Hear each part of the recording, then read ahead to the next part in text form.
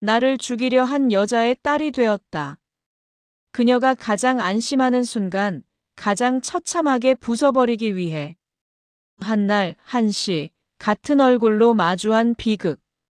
자신의 욕망과 출세를 위해 누군가의 인생을 짓밟고 조작한 비정한 여자 최화영.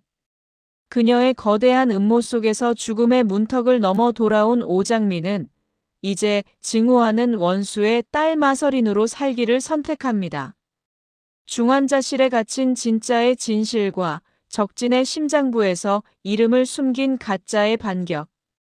둘만의 비밀인 파란 하마키링이 보낸 간절한 신호가 거대한 음모의 벽을 허물기 시작합니다. 사랑하는 장미의 모든 비밀을 알고 기꺼이 그녀의 칼날이 되기로 한 남자 백호. 기다려, 최화영. 당신이 준 이 이름과 신분으로 당신의 모든 것을 빼앗아 줄 테니까.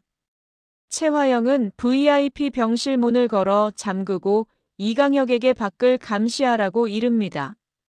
이 실장, 오장미 쪽은 어떻게 됐어? 이강혁은 문 밖의 동태를 살피며 낮은 목소리로 답했습니다. 오태숙과 오태평이 중환자실 앞을 지키고 있습니다. 저쪽에서는 서린이의 존재를 전혀 눈치채지 못했으니 걱정 마십시오. 최화영은 그제야 안도의 한숨을 내쉬며 침대에 누워있는 서린의 곁으로 다가갔습니다. 최화영은 딸의 얼굴에 붙은 머리카락을 아주 조심스럽고 애틋하게 쓸어넘깁니다. 하지만 그 인자한 눈빛 뒤에는 서늘한 의구심이 서려 있습니다. 같은 장소에서 장미와 서린이 동시에 사고를 당해 실려온 것을 본 그녀는 혹시나 두 사람이 만났는지, 만났다면 서린이 어디까지 알고 있는지 직접 확인해야만 했습니다. 최화영은 아직 의식이 돌아오지 않은 서린의 얼굴을 바라보다가 아주 은밀하고 부드러운 손길로 왼쪽 귀 뒤쪽을 살폈습니다. 그곳에는 서린이 태어날 때부터 가지고 있던 아주 작은 점이 선명하게 박혀 있었습니다. 최화영은 그 점을 확인하는 순간 팽팽하게 조였던 긴장을 풀며 손을 꽉 쥐었습니다. 다행이야. 정말 우리 서린이가 맞구나. 최화영은 서린과 장미가 서로의 인생을 바꾸기로 약속하며 미리 똑같은 위치에 점을 새겨 넣었을 것이라고는 꿈에도 상상하지 못한 채 가슴을 쓸어내렸습니다. 최화영은 이강혁을 돌아보며 서늘하게 지시했습니다. 오복길은 처리했으니 이제 오장미만 정리하면 되는데 하마터면 내 딸을 내 손으로 해칠 뻔했어. 오장미는 의식이 돌아오는 대로 소문내지 말고 조용히 처리해. 내 딸 서린이가 이 추악한 사실을 알아서 좋을 거 없으니까. 같은 시각 중환자실 앞에서는 우리 장미 어떻게 하며 오열하는 오태숙의 울음소리가 복도까지 흘러나왔습니다. 소식을 듣고 숨이 턱에 닿도록 달려온 백호를 보자 태평은 주저앉은 채 백호의 옷자락을 붙잡고 절규했습니다. 백호야, 우리 장미 어떡하냐? 아버지가 그렇게 허망하게 가신 지 얼마나 됐다고, 이제 우리 막내 장미까지 저러고 누워있냐고. 태평은 차마 친구의 얼굴을 보지 못하고 마른 세수를 하며 울음을 삼켰습니다. 백호는 중환자실 문 너머를 응시하며 낮게 은조렸습니다. 누구야? 대체 누가 우리 장미 씨를 저렇게 만든 거냐고. 사고 직전까지 분명 나랑 통화 중이었어. 이건 절대 단순한 사고가 아니야. 백호는 범인을 반드시 찾아내겠다는 굳은 다짐을 했습니다. VIP 병실. 장미는 최화영의 손길을 느끼며 천천히 눈을 뜹니다. 이때 마대창 회장이 병실 안으로 들어옵니다. 창백한 낯빛으로 누워있는 손녀를 보자 그의 눈시울이 붉어집니다. 그는 손녀의 차가운 손을 꽉 움켜쥐며 낮은 목소리로 부릅니다. 설이나 하랍이다. 정신이 좀 드니? 장미가 신음을 내뱉으며 눈을 뜨자 마대창은 반색하며 얼굴 가까이 몸을 숙였습니다. 그래, 하랍이 알아보겠어? 나다 할아버지야 이 녀석아. 마대창의 간절한 부름에 장미의 눈동자가 힘겹게 초점을 맞춥니다. 하지만 장미는 자신을 향해 쏟아지는 시선들이 생소하고 두렵다는 듯 이불 안으로 몸을 깊숙이 숨겼습니다. 누구세요? 당신들 누구야? 오지 마. 제발 나한테서 떨어지라고. 장미가 발작하듯 소리를 지르며 머리를 감싸 쥐자 마 회장은 충격에 휩싸여 굳어버렸습니다. 아무것도 기억나지 않는 사람 특유의 그 막막하고 질린 표정에 마 회장은 심장이 덜컥 내려앉는 기분이었습니다. 의료진이 장미에게 진정제를 투여하고 검진을 시작하자 병실 안에는 차가운 정적이 감돌았습니다. 주치의는 외상은 심하지 않은데 극심한 심리적 타격으로 인한 일시적 기억상실이 우려된다는 소견을 내놓았습니다. 백호는 사고 현장 도로 위에 서서 한참 동안 신호등과 CCTV의 위치를 훑었습니다. 장미의 아버지에 이어 장미까지 똑같은 교통사고를 당했다는 사실은 우연이라기엔 너무나 정교했습니다. 장미가 사고 직전 누군가를 만나려 했다는 기억을 되짚으며 백호는 인근 카페로 향했습니다. 카페 직원은 장미의 사진을 보더니 묘한 표정을 지었습니다. 얼굴은 맞지만 스타일이 달랐다며 마치 다른 사람이 한 명 더 있었던 것 같은 뉘앙스를 풍겼습니다. 특히 사고 직후에 긴박했던 상황을 설명하던 직원이 두 분 다 무사하셔야 할 텐데 라고 내뱉은 말은 백호의 귀에 날카롭게 박혔습니다. 장미와 똑같은 얼굴을 한 또 다른 여자가 현장에 함께 있었다는 확신이 드는 순간이었습니다. 백호는 곧장 태평과 함께 병원으로 달려갔습니다. 하지만 응급실 간호사의 태도는 기묘했습니다. 분명 소란스러웠던 사고 당일을 기억한다면서도 같이 실려온 다른 환자가 없었냐는 추궁에는 눈에 띄게 당황하며 말을 바꿨습니다. 기록에는 한 명뿐이라는 기계적인 대답만 되풀이하는 모습은 누군가 뒤에서 입단속을 시킨 것이 분명해 보였습니다. 백호는 이 사고가 우연이 아닌 것 같다는 강한 확신을 느꼈습니다. 백호는 중환자실 차가운 유리창 너머로 창백하게 누워있는 장미를 슬픈 눈으로 바라보며 다짐했습니다. 장미 씨, 내가 꼭 찾을게요. 당신을 이렇게 만든 가해자, 절대 용서 안 해요. 어서 일어나요, 장미 씨. 내일 또 올게요. 백호는 애써 눈물을 참으며 병원 복도를 걸어 나왔습니다. 하지만 머릿속은 온통 카페 직원이 남긴 두 분이라는 단어와 간호사의 수상한 태도로 가득했습니다. 장미 씨가 사고를 당할 때 누군가와 함께 있었다는 확신을 하며 주차장으로 이동하는데 형 준호에게서 전화가 걸려왔습니다. 형, 무슨 일이야? 장미 씨 사고 소식 들었다. 상태는 좀 어때? 괜찮은 거야? 아직 의식이 없어. 내가 옆에서 지켜봐야 할 것 같아. 그리고 그 집안일에 너무 깊게 매달리지 마. 부모님도 걱정하고 계셔. 백호는 복잡한 마음을 억누르며 대답했습니다. 내일은 내가 알아서 할게. 나중에 다시 통화해. 전화를 끊으려던 백호의 손가락이 준호에 이어지는 말에 그대로 멈췄습니다. 그런데 말이다. 장미 씨 사고 나던 날 마서린 씨도 사고가 났다고 하더구나. 최화영 대표 딸 말이야. 장미 씨랑 아주 닮았다는. 너도 지난번 파티 때 봐서 알잖니. 백호는 뒤통수를 강하게 엇맞은 듯 멍해졌습니다. 장미와 닮은 여자, 그리고 같은 날 발생한 사고. 카페 직원이 말했던 두 사람의 퍼즐 조각이 비로소 맞춰지기 시작했습니다. 장미 씨와 똑같이 생긴 여자가 한 명 더 있었고 그 여자가 바로 최화영의 딸 마서린이었다는 사실. 백호는 주차장 한복판에 멈춰서서 소름 돋는 가설을 세웠습니다. 만약 최화영이 자신의 딸을 살리기 위해 혹은 무언가를 감추기 위해 장미와 마서린의 존재를 뒤바꿨거나 한 명을 은폐한 것이라면 모든 의문이 풀렸습니다. 백호는 떨리는 손으로 차문을 열며 장미와 마설인 그 두 여자가 대체 무슨 관계이며 그날 현장에서 어떤 일이 있었는지 반드시 제 눈으로 확인하겠다고 다짐했습니다. 백호는 운전대를 꽉 움켜쥐며 복잡하게 얽힌 머릿속을 정리했습니다. 한 명은 중환자실에 있고 다른 한 명은 최화영과 마 회장의 보호 아래 철저히 가려져 있어. 왜 병원은 한 명의 존재를 지워야만 했을까? 최화영은 왜 자기 딸과 똑같이 생긴 장미에게 천사의 얼굴을 하고 나타나 그토록 다정하게 굴었던 걸까? 장미 씨. 아버님 오복길 씨는 왜 최화영 대표를 만나러 간 날 사고를 당해 돌아가셨을까?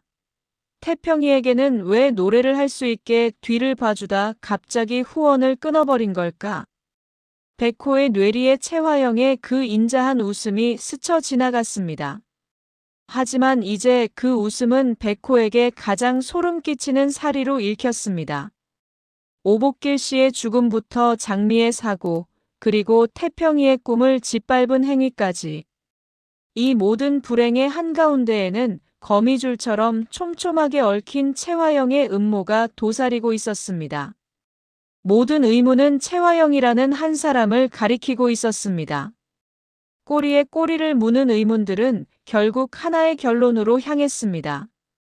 누군가 두 사람의 운명을 강제로 뒤바꿨거나 감춰야만 하는 거대한 비밀이 그날의 사고 현장에 남겨져 있다는 것이었습니다. 백호는 시동을 걸었습니다. 백호는 운전대를 잡은 손에 힘을 주며 과거의 기억들을 하나씩 소환했습니다. 장미 씨 아버님, 오복길 씨가 돌아가셨을 때도 최화영은 가장 먼저 달려와 유가족을 위로하는 척했습니다.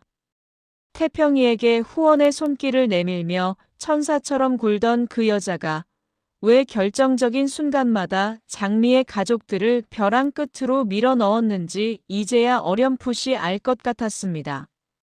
그녀의 호의는 배려가 아니라 감시였고 그녀의 다정함은 진실을 덮기 위한 가식의 가면이었던 것입니다.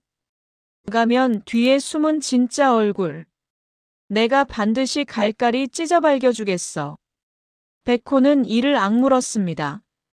장미 씨를 지키지 못했다는 자책감이 분노가 되어 그의 전신을 휘감았습니다. 장미 씨, 조금만 기다려요. 당신이 누구인지, 그리고 저들이 당신에게 무슨 짓을 했는지 내가 다 밝혀낼 테니까. 그는 곧장 사고 현장으로 다시 향했습니다. 경찰이 수거해가지 않은 아주 작은 파편이라도 찾아내야 했습니다. 사고 지점 근처 편의점 앞, 백호는 가로등 밑에 쪼그려 앉아 바닥을 훑었습니다. 그때 백호의 눈에 길가 배수구 틈에 끼어있는 낯익은 물건 하나가 들어왔습니다. 장미가 항상 가방에 달고 다니던 작은 인형 키링이었습니다. 백호는 떨리는 손으로 그것을 집어들었습니다. 인형에는 누군가의 구두 뒷굽에 짓밟힌 듯한 선명한 자국이 남아 있었습니다. 사고 직후 누군가 장미 씨의 소지품을 급하게 수거했어.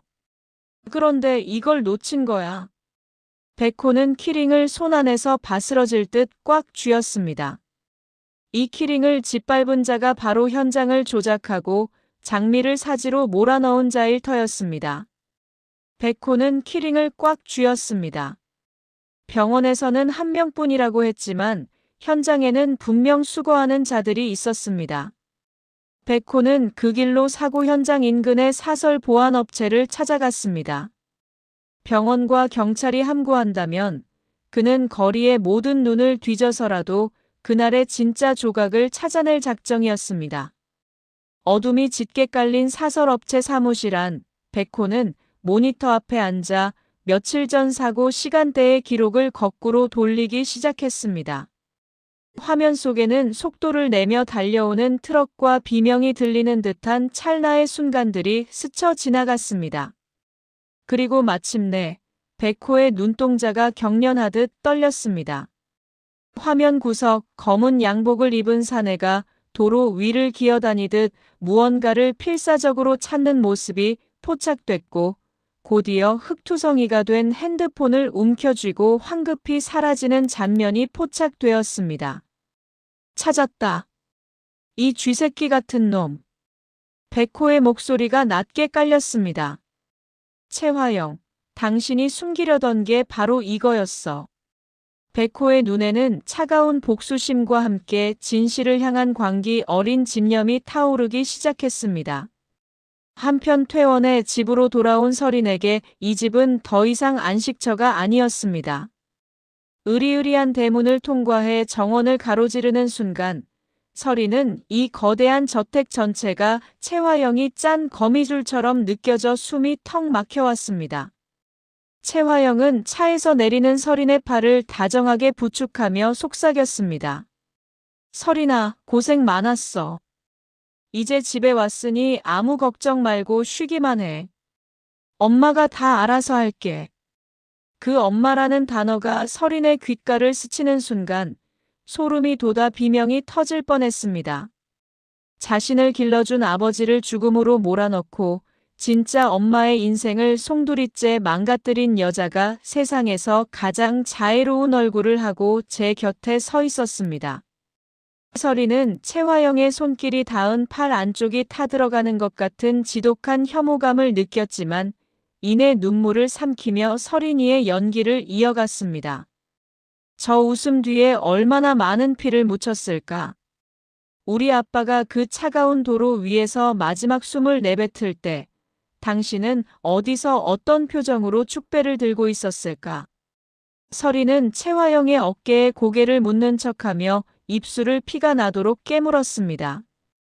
따뜻하게 느껴졌던 채화영의 체온이 이제는 뱀의 가죽처럼 징그럽고 차갑게만 느껴졌습니다. 아버지를 죽음으로 몰아넣고 엄마를 저 지경으로 만든 장본인이 바로 눈앞의 채화영이라는 사실을 뼈에 새긴 설이는 비로소 깨달았습니다. 슬퍼할 시간조차 사치라는 것을. 설이는 무거운 발걸음으로 자신의 방에 들어와 문을 걸어 잠갔습니다.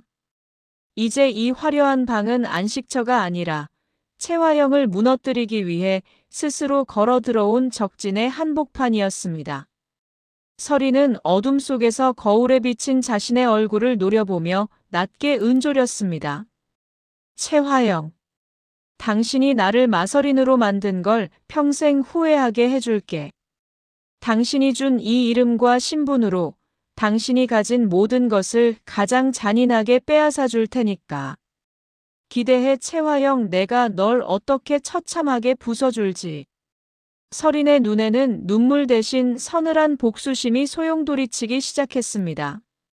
채화영의 방 안에서 들려오는 이강혁 실장과 통화 중인 은밀한 목소리가 설인의 발길을 붙잡았습니다. 이 실장, 설인이 핸드폰은 복구하고 있는 거 맞지? 내가 망가져서 버렸다고 설인이에게 말했으니까 무슨 일이 있어도 그게 복구돼야 해.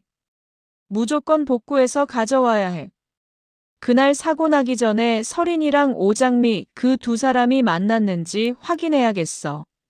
만약 만났다면 설인이가 어디까지 알고 있는지 핸드폰 안에 내용이 다 들어있을 거 아냐. 설인이가 지금 진짜 기억을 못하는 건지 아니면 연기를 하는 건지 내 눈으로 직접 확인해야겠다고. 알겠어. 수화기 너머의 대답을 듣던 채화영의 눈빛이 서늘하게 번뜩였습니다. 다음 날 식사를 마친 채화영이 이 실장의 보고를 받기 위해 서재로 향하자 설이는 방으로 들어가 문을 잠갔습니다.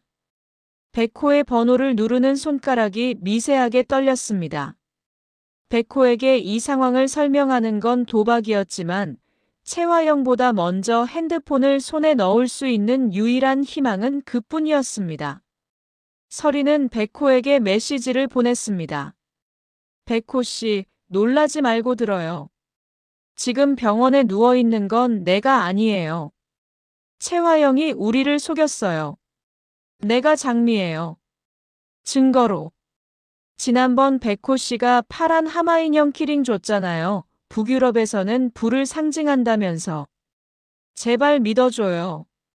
같은 시각 중환자실 앞 복도 의자에 너클 놓고 앉아있던 백호의 핸드폰이 진동했습니다. 모르는 번호로 온 메시지를 확인하던 백호의 눈동자가 경련하듯 떨렸습니다. 파란색 하마인형 키링, 그건 장미에게 백호가 선물한 것이었습니다.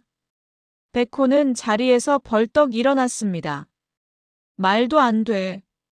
그럼 저 안에 누워있는 여자는 누구고 지금 나한테 메시지를 보낸 사람은? 그때 설인의 두 번째 메시지가 도착했습니다. 지금 최화영의 신복 이 실장이 내 진짜 핸드폰을 찾으러 강남 데이터 세이프 복구 업체로 가고 있어요. 그 핸드폰 안에 나와 설인이가 주고받은 메시지 내용들이 들어있어요. 최화영이 그걸 복구하게 되면 내가 설인이가 아니라 장미라는 걸 들키게 돼요. 무슨 수를 써서라도 백호 씨가 먼저 가로채야 해요. 부탁이에요, 백호 씨. 나 좀 살려줘요. 백호는 더 이상 의심할 여지가 없었습니다. 메시지 속에 담긴 절박한 문체와 둘만의 비밀은 이것이 진짜 장미의 구조 요청임을 증명하고 있었습니다.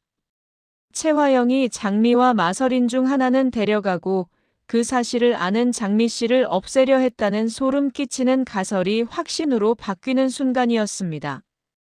최화영, 당신 대체 무슨 짓을 저지른 거야? 백호는 분노로 가득 찬 눈빛을 하며 곧장 병원 주차장으로 달려 내려갔습니다. 그는 시동을 걸며 설인이 알려준 복구업체의 주소를 찍었습니다. 이 실장이 핸드폰을 손에 넣는 순간 그건 진실이 영원히 매몰되고 장미 씨가 위험에 빠지는 순간이 될 터였습니다. 방 안에서 핸드폰을 꽉 쥐고 있던 설인은 백호로부터 짧은 답장을 받았습니다. 믿을게요. 아니, 믿어야만 하네요. 내가 그 핸드폰 목숨 걸고 찾아올게요. 당신도 무사히 버텨요. 꼭 찾으러 갈 테니까. 설인은 핸드폰을 가슴에 품고 눈물을 닦았습니다. 이제 밖에서는 백호가, 안에서는 자신이 최화영이라는 거대한 괴물을 향해 반격을 시작한 것입니다. 이제 밖에서는 백호가, 안에서는 자신이 최화영이라는 거대한 괴물을 향해 반격을 시작한 것입니다. 거울 속의 설인은 어느덧 나약한 희생자가 아닌 서늘한 복수의 화신이 되어 있었습니다. 과연 백호는 최화영의 철저한 감시망을 뚫고 무사히 핸드폰을 가로챌 수 있을까요? 그리고 설인은 이 위험천만한 저택에서 최화영의 의심을 피해 끝까지 살아남아 복수를 완성할 수 있을까요? 두 사람의 처절한 공조가 시작된 지금, 진실을 향한 시계추는 이미 움직이기 시작했습니다. 최화영의 추악한 음모, 그리고 장미의 처절한 반격. 이제 진실을 향한 질주가 시작됩니다. 백호가 과연 증거를 찾아낼 수 있을지, 다음 이야기가 궁금하시다면 구독과 좋아요, 알림 설정으로 장미의 복수를 응원해주세요. 시청해주셔서 감사합니다. 연속극장이었습니다.